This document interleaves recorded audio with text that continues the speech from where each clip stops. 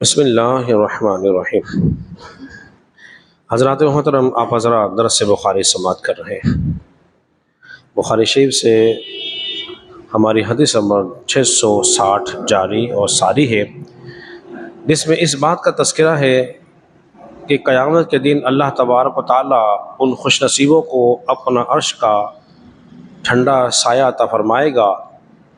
وہ 7 افراد ہیں، ان 7 میں سے ہم آپ حضرات کے سامنے 4 کا تذکرہ کر چکے ہیں۔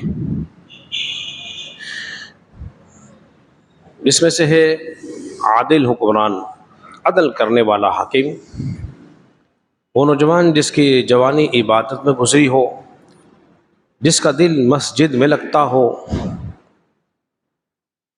اور جو صرف اللہ ہی کے لیے محبت رکھتے ہو۔ اور 5ویں نمبر پر ہے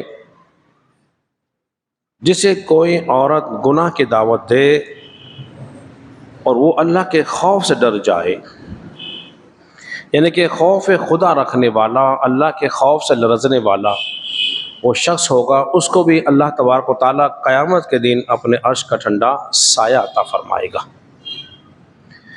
حدیث میں آتا ہے جو اللہ کے خوف سے روئے اور اتنا روئے کہ اس کا ایک آنسو اس کے چہرے پہ بہہ جائے، اللہ کے خوف سے رونے والا اتنا رویا کہ اس کا ایک آنسو اس کے چہرے پر بہہ جائے گا، تو اللہ تبارک و تعالیٰ اس چہرے کو بھی جہنم کی آگ اس چہرے پہ حرام فرما دے گا، یعنی کہ اس چہرے کو بھی جہنم سے محفوظ فرمائے گا۔ حضرات محترم، قرآن مجید فرقان حمید میں بھی ہے وَأَمَّا مَنْ خَافَ مَقَامَ رَبِّهِ وَنَهَى النَّفْسَ عَنِ الْهَوَىٰ، رہا وہ شخص جو اپنے رب کے سامنے کھڑے ہونے سے ڈرے اور اس نے اپنے نفس کی خواہش کو پوری کرنے سے روکے رکھا، فَإِنَّ الْجَنَّةَ هِيَ الْمَأْوَىٰ، بس اس کا ٹھکانہ جو ہے وہ جنت ہی ہوگا۔ اس کے ساتھ ساتھ وَلِمَنْ خَافَ مَقَامَ رَبِّهِ جَنَّتَانِ، اور جو شخص اپنے رب کے سامنے کھڑے ہونے سے ڈرے اس کے لیے 2 جنتیں ہیں۔ اپنے رب سے ڈرنا اور اپنے نفس کو شیطان کی خواہش پر نہ لگا دینا، ان کا مقام مرتبہ قرآن مجید فرقان حمید کے اندر بیان ہوا ہے۔ فاروق اعظم کے زمانے میں ایک نوجوان تھا، نوجوان ہونے کے ساتھ ساتھ انتہائی عبادت گزار، مسجد میں آنا، تسبیح و تحلیل، ذکر اللہ، قرآن کی تلاوت کثرت سے کرتا۔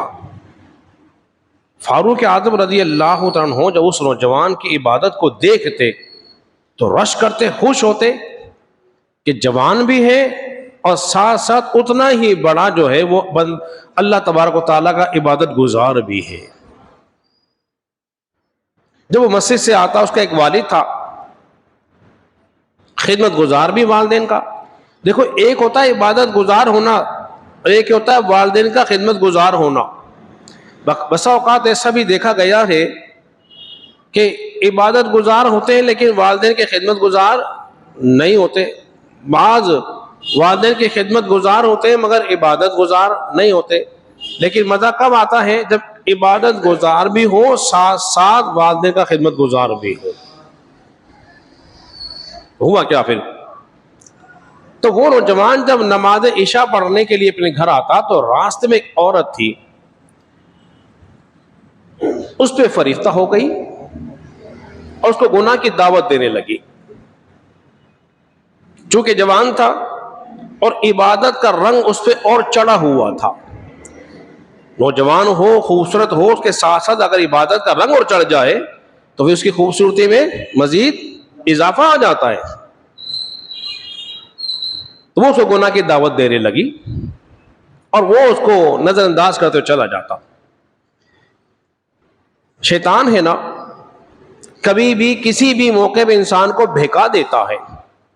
وہ اپنی کوشش کرتی رہی، ایک دن یہ نوجوان اس کی باتوں میں آ گیا، وہ اس کو اپنے ساتھ اپنے گھر لے گئی۔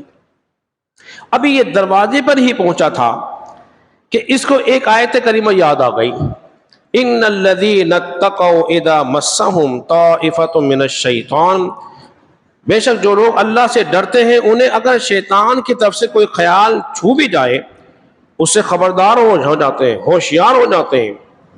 فتذکروا فاذا هم مبصرون، اور اس وقت ان کی آنکھیں کھل جاتی ہیں۔ بس یہ آیت کریمہ ان کو یاد آئی اور نوجوان ایک چیخ مار کر بے ہوش ہو گیا۔ جب بے ہوش ہوا تو اسے خدشہ ہوا کہ اگر اس کی ہلاکت ہو گئی تو قتل کا الزام ہمارے سر لگ جائے گا۔ اس نے اپنی چند باندیوں کے ساتھ مل کر اس نوجوان کو اٹھایا۔ اٹھانے کے بعد اس کے والدین کے دروازے گھر کے باہر کو چھوڑ آئے۔ جب چھوڑ آئے تو اس کی آنکھ کھلی، اسے ہوش آیا تو والد نے معذرہ پوچھا، بیٹا بہت دیر ہو گئی آنے میں، وجہ کیا ہے؟ جب ساری بات اس نے بتائی، بتانے کے بعد اس نے پھر دوبارہ ایک ہچکی سی بھری آنسیں لی اور اس کا انتقال ہو گیا۔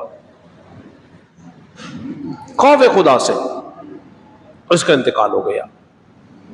جب انتقال ہو گیا تو اس کے والد نے اس کی رات ہی رات میں تدفین کر دی۔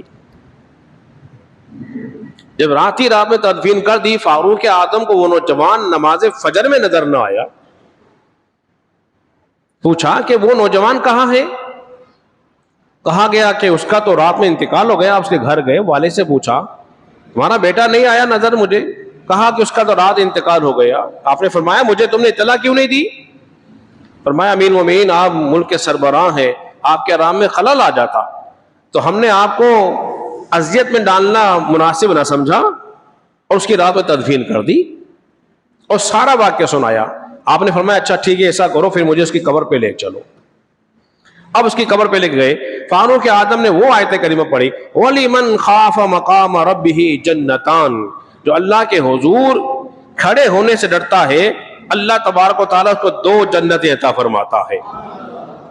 فاروق اعظم نے یہ آیت کریمہ پڑھی، اس نے قبر سے ہی آواز دی اے امیر المومنین اللہ تبارک و تعالیٰ نے مجھے 2 جنتیں عطا فرمائی ہیں۔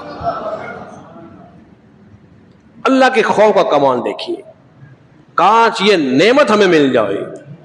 ہم نے بڑی بڑی نعمتیں مانگی ہیں، ہم نے اللہ سے، ہم نے مال و دولت مانگا، اچھا کاروبار مانگا، اولاد مانگی، بڑے بڑے محلات کی ہم دعائیں کرتے ہیں، دنیا بھر کا مال و متاع ہمارے پاس آتا، عزت مانگی، شہرت مانگی ہم نے، لیکن کاش ہم خوف خدا بھی مانگے۔